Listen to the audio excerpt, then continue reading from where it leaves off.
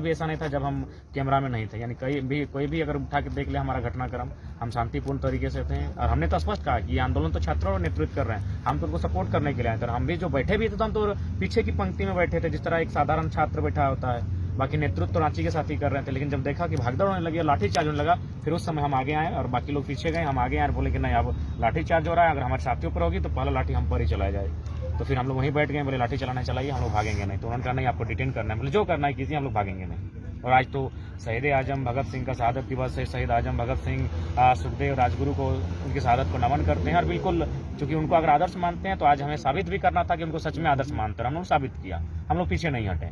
हमारे साथियों को किसी को 4 डंडा, किसी को 5 डंडा लगा, तो किसी का पीठ फटा, तो किसी का हाथ टूटा, इस तरह का बहुत सारा चोटिल हुआ। लेकिन हमारे जो साथी जो मेरे करीब थे वो भागे नहीं। बाकी तो खैर स्वाभाविक है, मानवीय व्यवहार है कि अगर लाठीचार्ज जो आंसू गैस तो लोग तो पीछे जाएंगे, उसके लिए हम लोग बुरा नहीं कहेंगे। लेकिन थोड़ा सा यही था कि अगर छात्र रुक जाते हैं एकजुटता के साथ, जिस संख्या के साथ हम लोग जमा हुए थे, तो शायद और बेहतर परिणाम होता। तो हमने तो स्पष्ट कर दिया था, दुनिया भाग जाए फर्क नहीं पड़ता है, हम लोग टिके रहेंगे। और आपको जो करना है, मारना है, सर फाड़ना है, लाठी से पांव तोड़ना है, हाथ तोड़ना है, फर्क नहीं, आपको केस भी करना है, जहां ले जाइएगा। और बिल्कुल हमने उसी परिचय दिया, क्योंकि आज शहीद आजम भगत सिंह का शहादत दिवस है। अगर उनको आदर्श मानते हैं तो पीछे हटने कोई सवाल नहीं है। वो असेंबली में बम फोड़ने के बाद खड़े थे, हम लोग उस आंदोलन में लाठीचार्ज होने के बावजूद खड़े थे, और वो हम लोग अभी भी खड़े हैं। 4 घंटे थाना में रहने के बाद और पुलिस का इतने चक्कर लगाने के बाद क्या जोश जुनून कल हुआ जयराम का? हम लोग का जन्म ही हुआ है उफान के लिए, हम लोग का जन्म ही हुआ है तूफान के लिए, लोगों के हक अधिकार की बात करने के लिए हुआ है। तो जब तक जिंदा है, जब तक सांसें हैं, हम लोग पीछे ना हटेंगे, ना रुकेंगे, ना झुकेंगे। अच्छा जयराम, अब तो आपकी रिहाई हो गई है, रिहाई के बाद क्या कहिएगा सरकार को, पुलिस को, और ये पूरा जो आज का पूरा घटनाक्रम हुआ उसको लेकर? देखिए, सबसे पहले सरकार को तो हम वही बात कहेंगे जो रिपीट करते हैं कि आप थोड़ा सा क्यों मूर्खतापूर्ण नीतियां लेकर आते हैं। 60-40 की नीति कैसे चल सकती है? 40% आप पूरे भारत को बेच दीजिएगा नौकरियों को। ईमानदारी से आप कहें, आप ऑन रिकॉर्ड हैं।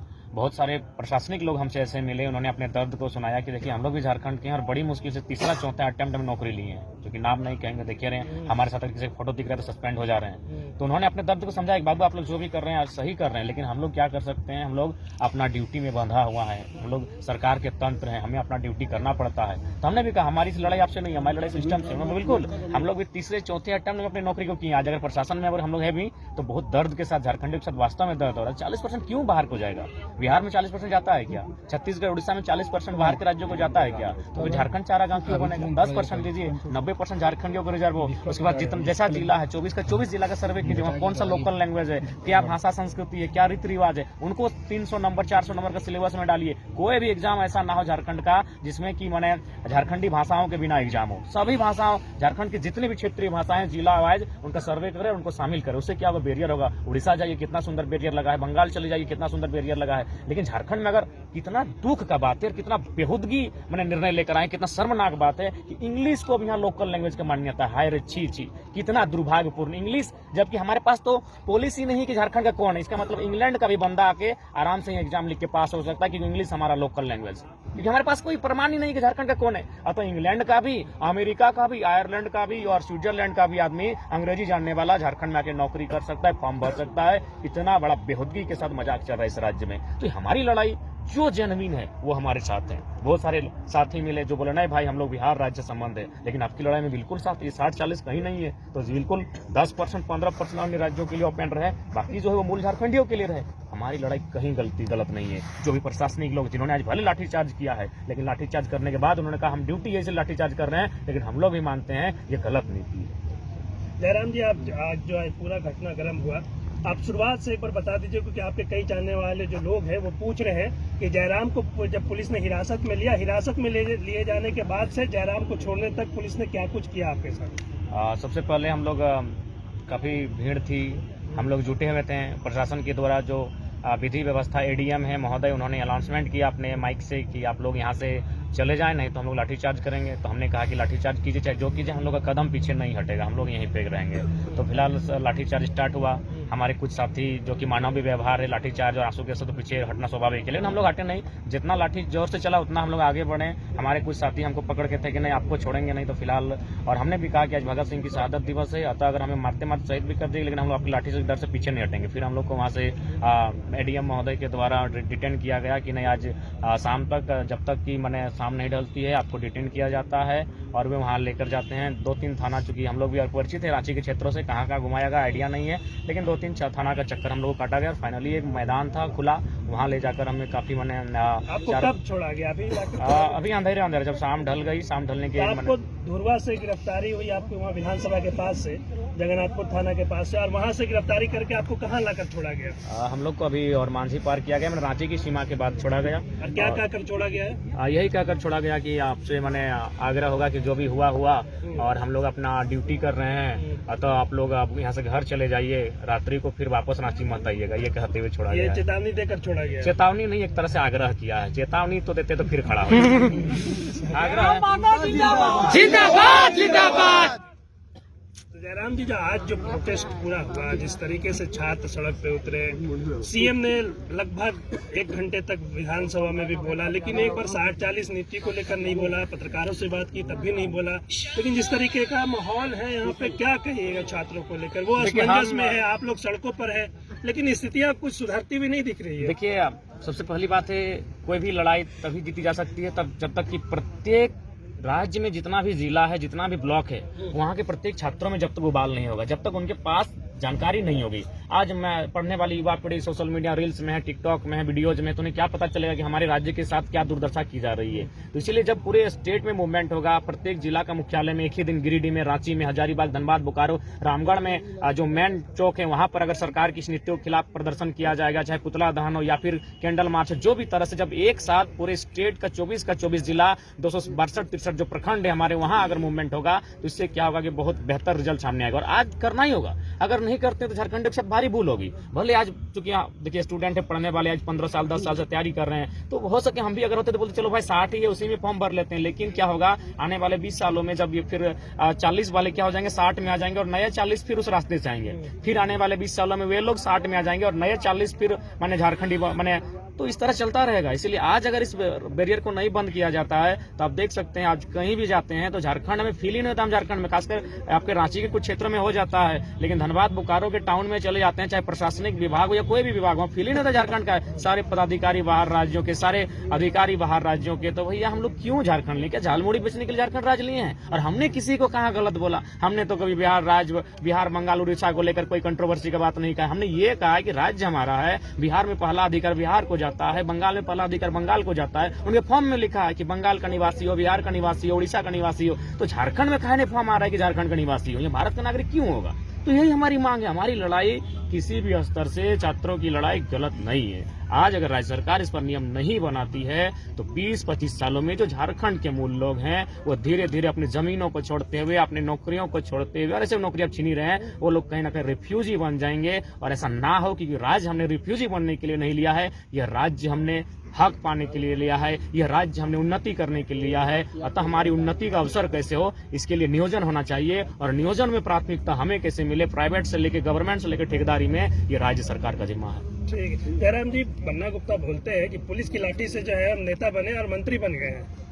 आज पहली बार आपका जो है पुलिस से इस तरीके से सामना हुआ, डिटेन किया गया, थानों में रखा गया, घुमाया गया, तब जयराम फ्यूचर देख रहे कि विधानसभा पहुंच जाएंगे? सबसे पहला बात, ये जो वो लोगों का बयान है कि लाठी डंडा, ठीक है, एक समय चलता था लाठी डंडा जिसमें आंदोलन होता, लेकिन अब ये नया जमाना है।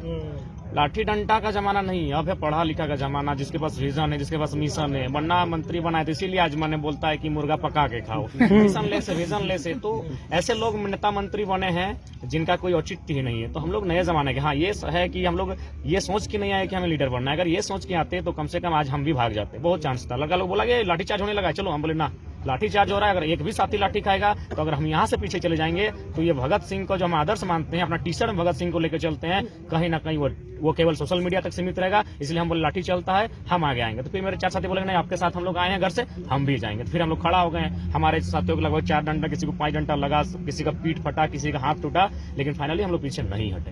मारपीट भी कुछ ऐसा कि आपके साथ कुछ किया गया? नहीं, हमारे साथ मारपीट नहीं हुआ क्योंकि हमको घेर के रखा था और माने एडीएम साहब जो है पहले से परिचय था कि ये जयराम महतो है, तो उन्होंने बस खाली टीना खींची हुआ। तो मेरा जो ये शर्ट है इसके ऊपर से बोलिए ये थोड़ा सा फटा है, बाकी मैंने हमारे साथ मारपीट नहीं हुआ। लेकिन हमारे साथी जो हम, क्योंकि साथी भी हमको पकड़ के थे, हमको कैप्चर कर लिए थे, घेर लिए थे। तो हमारे यहाँ अगर हम पर तो लाठी चला नहीं, लेकिन इन पर किसी पर 4 डंडा 5 डंडा, किसी का पीठ फटा है, ये हुआ है, ये घटना घटी है कि किसी का खून बहा है, ब्लड बहा है, तो ये घटनाएं घटी है।